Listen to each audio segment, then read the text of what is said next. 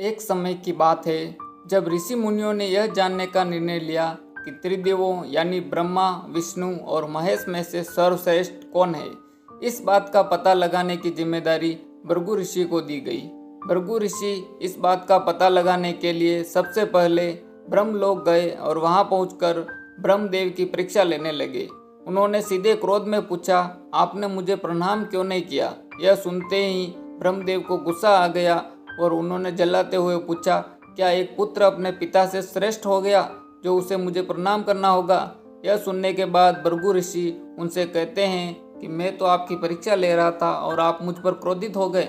इतना कहकर भृगु ऋषि वहाँ से सीधे कैलाश चले गए। वहाँ जाकर वो नंदी से कहते हैं कि मुझे शिव जी से मिलना है।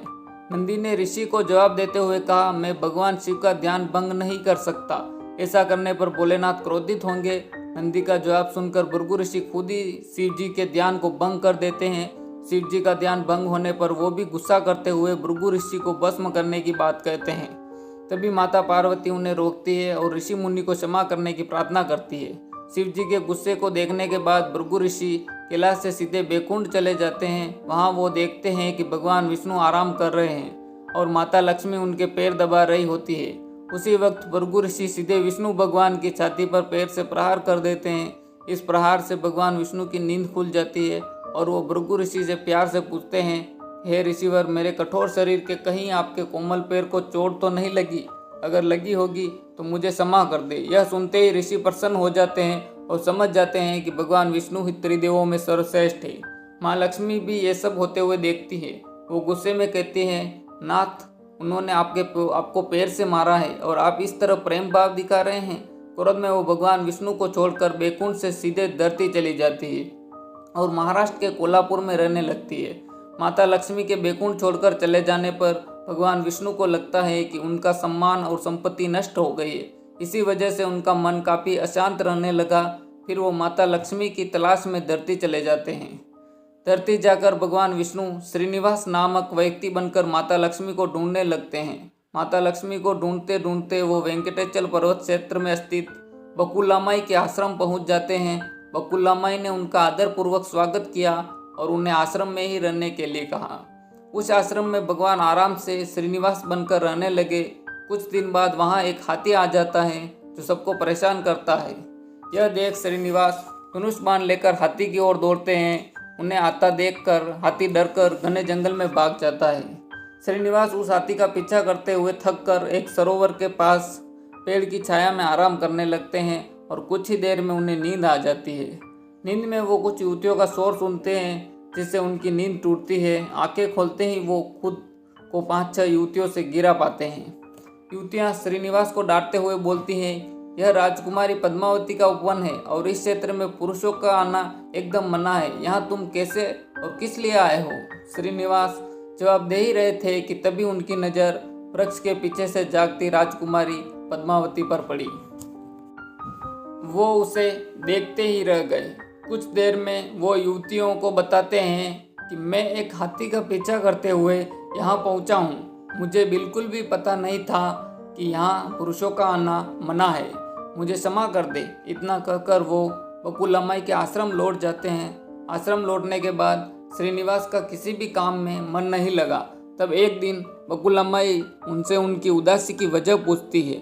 उदास होकर श्रीनिवास पद्मावती के बारे में उन्हें बताते हैं और कहते हैं कि मैं उसके बिना नहीं रह पाऊंगा। बकुलामाई उन्हें कहती है कि ऐसा सपना न देखिए जो पूरा न हो सके। वह एक प्रतापी राजा चोल नरेश आकाश राज की बेटी है और आप एक आश्रम में रहने वाले कुल व गोत्रहीन युवक है। कुछ देर सोचने के बाद श्रीनिवास कहते हैं कि माँ, एक तरीका है, बस आपको मेरा साथ देना होगा। बकुलामाई श्रीनिवास का प्यार देखकर हाँ कर देती है। दूसरे दिन श्रीनिवास ज्योतिष विद्या में निपुण औरत का वेश धारण करके राजा आकाश के नगर नारायणपुर पहुँचते हैं। उनकी विद्या की वजह से हर तरफ उनकी चर्चा होने लगती है। होते होते एक दिन राजा ने उन्हें अपनी बेटी पद्मावती का हाथ देखने के लिए श्रीनिवास को अपने महल बुलवाया। वहां पहुंचकर उन्होंने राजकुमारी के हाथों की रेखा देखी और कहा कि कुछ दिन पहले एक युवक से वन में तुम्हारी मुलाकात हुई होगी। पद्मावती ने जवाब में हाँ कहा। महिला बने श्रीनिवास ने कहा कि उसी युवक के साथ तुम्हारा विवाह होगा। तभी पद्मावती की माँ दरना देवी उनसे पूछती है कि यह कैसे होगा। तब ज्योतिष औरत कहती है कि यह उसके भाग्य में लिखा है और ग्रह यह कहते हैं कि एक औरत उसके लिए आपकी बेटी का रिश्ता मांगने आएगी। 2 दिन बीतने के बाद बकुलम्माई एक तपस्विनी बनकर राजमहल गई और अपने युवा पुत्र के लिए पद्मावती के रिश्ते की बात की। तभी राजा आकाश बकुलम्माई को पहचान जाते हैं और उनसे पूछते हैं कि वह युवक कौन है। बकुलम्माई उन्हें श्रीनिवास के बारे में बताते हुए कहती है कि वह चंद्रवंश में जन्मा हुआ लड़का है जो मेरे आश्रम में रहता है और मुझे माँ मानता है। राजा उनकी बात सुनने के बाद बकुलम्माई से सोचने के लिए कुछ दिन मांगते हैं। फिर राजा ने अपने राजपुरोहित को बुलाकर इस बारे में चर्चा की। सब कुछ जानने के बाद राजपुरोहित श्रीनिवास के बारे में पता लगाने में जुट जाते हैं। श्रीनिवास के बारे में अच्छे से पता करके वह राजा को कहते हैं कि महाराज, उसमें भगवान विष्णु के समान गुण हैं और आपकी पुत्री लक्ष्मी जैसी है। ऐसे में यह वर आपकी पुत्री के लिए सुयोग है। यह सुनकर राजा तुरंत बकुलम्माई के आश्रम में अपनी स्वीकृति के साथ विवाह की लग्न पत्रिका भिजवा देते हैं। श्रीनिवास और बकुलम्माई को राजा की मंजूरी से जितनी खुशी हुई उतनी ही चिंता होने लगी। दोनों के मन में होता है कि उनके पास शादी कराने के लिए पर्याप्त धन नहीं है और न ही विवाह के बाद लड़की के रहने के लिए घर।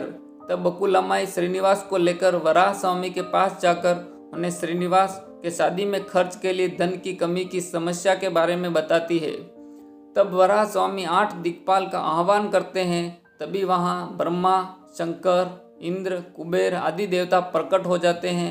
फिर वराह स्वामी श्रीनिवास से कहते हैं कि तुम खुद ही अपनी समस्या के बारे में बताओ। श्रीनिवास देवताओं से पूछते हैं कि मैं चोल नरेश राजा आकाश की पुत्री पद्मावती से विवाह करना चाहता हूँ, पर मेरे पास शादी के लिए धन नहीं है, मुझे क्या करना चाहिए।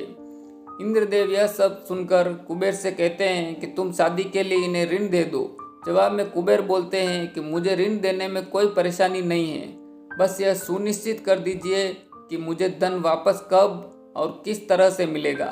तब श्रीनिवास ने कहा, आप चिंता न कीजिए कुबेर देव, मैं कलयुग के अंत तक पूरा ऋण चुका दूंगा।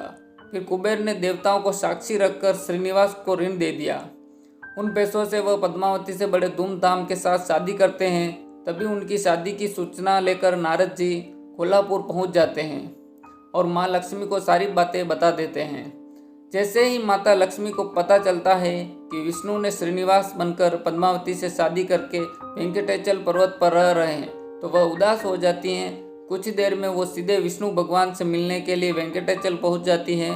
वहां वो देखती है कि पद्मावती बड़े प्यार से श्रीनिवास की सेवा कर रही है। माँ लक्ष्मी से रहा नहीं जाता और वो उन्हें भला बुरा कहने लगती है। आखिर में वो पद्मावती को बताती है कि ये श्रीनिवास नहीं बल्कि मेरे पति विष्णु है, तुमने इनसे कैसे विवाह कर लिया। फिर माता लक्ष्मी और पद्मावती के बीच बहुत देर तक वाद विवाद होने लगता है। यह सब देखकर श्रीनिवास को बहुत दुख हुआ और वो वहाँ से थोड़ा पीछे हटकर एक पत्थर की मूर्ति बन जाते हैं। माता लक्ष्मी और पद्मावती दोनों यह देखकर बहुत परेशान हो जाती है और कहती हैं कि अब श्रीनिवास किसी के नहीं रहे। तभी मूर्ति से आवाज़ आती है, हे देवियों, मैं हमेशा इस स्थान पर रहूँगा और मुझे लोग वेंकटेश्वर स्वामी के नाम से जानेंगे। मैं यहाँ रहकर अपने भक्तों की इच्छा पूरी करता रहूँगा। साथ ही मुझे चढ़ाए जाने वाले धन के माध्यम से मैं कुबेर का कर्ज ब्याज चुकाता रहूँगा। बस अब तुम दोनों झगड़ा करना बंद कर दो। इतना सुनने के बाद माता लक्ष्मी और पद्मावती उनसे क्षमा मांगती है।